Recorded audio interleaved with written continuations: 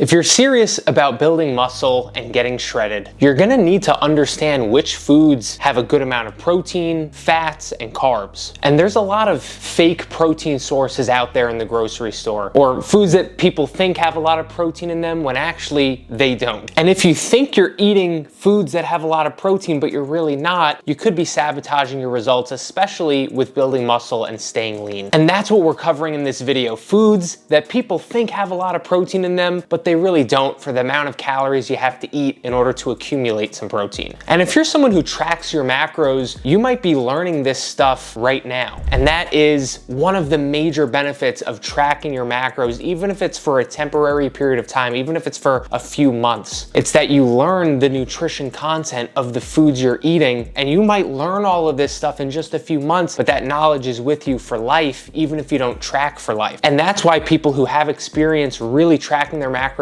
diligently can then go ahead and eat intuitively much more effectively for the rest of their life. First food we're covering, protein bars. Right here I have the perfect bar. It says on it protein bar, and I picked one of the worst examples, of course, but there's 12 grams of protein in this bar. The reason why I don't think this is a good protein source is because 12 grams of protein, that's the lowest amount of any of the 3 macros that's in this bar. So there's 25 grams of carbs, there's 18 grams of fat, and it's 310 calories for only 12 grams of protein. So my point in this one is that although it has 12 grams of protein, it's not a good deal. And you'd be better off calling it a carbohydrate bar, because that's the highest macronutrient in this bar. You'd even be better off calling it a fat bar compared to a protein bar. And there's plenty of other examples out there where the total calories to protein ratio just isn't a great deal. Now, let me tell you what I look for in a protein bar. In an ideal world, I'm looking for 20 grams of protein or more. I'm looking for under 10 grams of fat, and usually under 25 grams of carbs. This will give you a reasonable amount of calories for the 20 grams of protein. I often keep these ones around. This is the Robert Irvine protein bar. It's only 190 calories, 16 grams of protein. So I don't quite get to the 20 grams of protein for this one, but it's still not terrible macros, and these taste pretty good as well. Some other examples that would qualify for the numbers I just gave you: Quest protein bars, Bear Bells protein bars, One bars, and there are these new protein bars called David's, which are the highest protein bar for the lowest amount of calories I've ever seen. It's something like 28 grams of protein per bar for only like 1.5 grams of fat or something crazy like this. It's to a point where I have clients who say they actually taste pretty good, so I'm very skeptical if that's true, if they actually somehow pack in 28 grams of protein in a little bar for barely any grams of fat or carbs and it doesn't taste like absolute shit. That's a little bit skeptical, but I'm gonna give them a try as well. The next food up is peanut butter. Of course, you've probably heard this, that peanut butter is not a great protein source, or maybe you do think it is a good protein source. The truth is, there's usually 3 times the amount of fat than protein in your typical peanut butter. 7 grams of protein per serving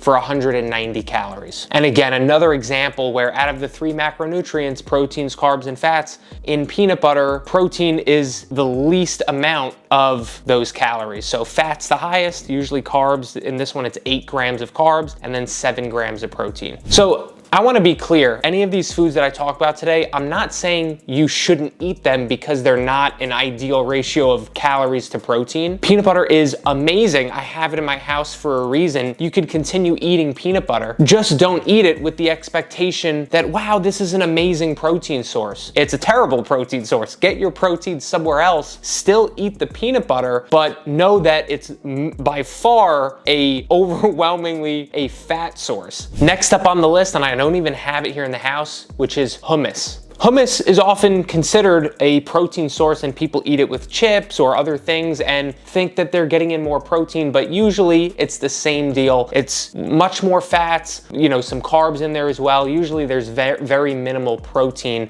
for the amount of calories you're going to have to eat. Now, one thing I want you to be hyper aware of as you're buying groceries every week, which is that the marketing on the packages of some of these foods is really convincing. It might say protein protein in big letters on it, making you think that, oh, there's extra protein in this or it's a good protein source, when often that's not even the case. Like the example here where it says, you know, the perfect protein bar here, calling this a protein bar is ridiculous. But here's another example of a food that I like, which is oatmeal. And I have this because I like eating it, but it says in big letters, fiber and protein. So maybe you think, wow, I'm getting in tons of protein with this version of it, but there's only 6 grams of protein in each serving. A typical oatmeal has like 5 grams of protein. So there's not a huge difference between the protein amount in this special protein marketed one and your normal oatmeal. And again, there's nothing bad about this.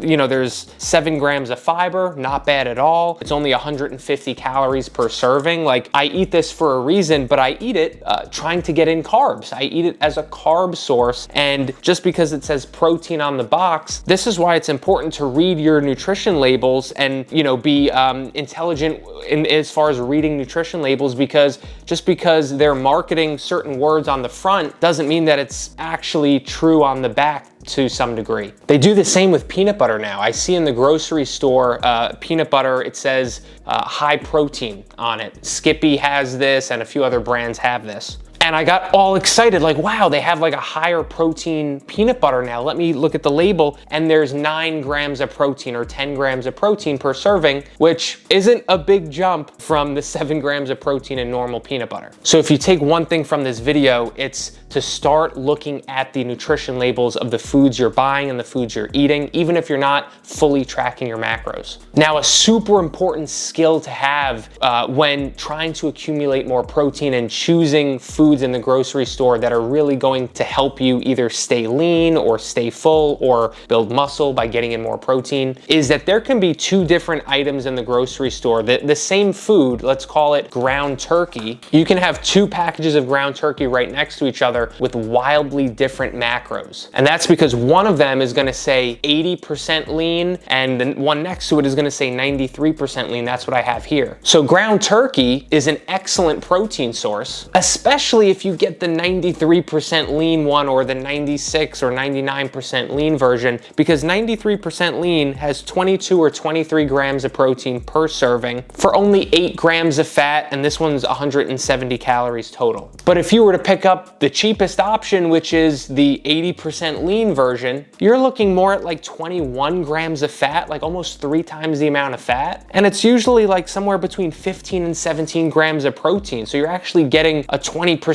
drop in the amount of protein if it's the fattier version. The same exact case is with ground beef. You could pick up a ground beef that has 22 grams of fat per serving and 16 grams of protein, or you could pick up the one next to it that has 24 grams of protein per serving and only 6 or 8 grams of fat. And there's gonna be some schmuck in the comments who says, fat's not bad, fat's good for you, you should be eating more fat. I'm not saying in this video that you should stay away from fat or that fat is what's making you fat. Let me confirm, because there'll be another schmuck saying, well, fat doesn't make you fat, right?